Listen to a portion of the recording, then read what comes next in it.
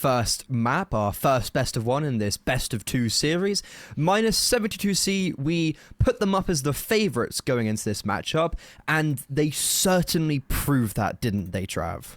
Yeah, I mean, it was to be expected, wasn't it, really? I think they are the better of the two teams. They're doing better in the league this season. And even if I was to maybe say this was the opening game of the season and they were both on a 0-0-0 scoreline in the league, I'd have probably still said 72C was a favourite. It's just from individual level and what we saw toward the end of last season, a few of those qualifiers as well.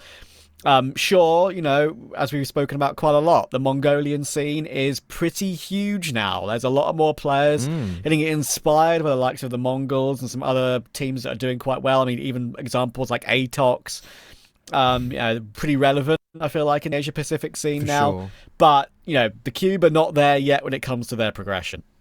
Yeah, I mean, Atox actually just recently placed second at the Zowie Extreme Lands Asia Open.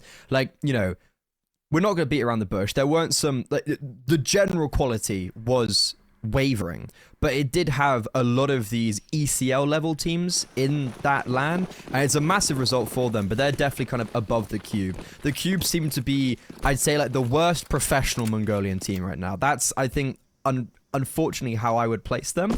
But we're on Ancient. We're on the second map, 72C. This is actually where they beat Rare Atom, so I'm expecting big things from them. Starting on the CT side,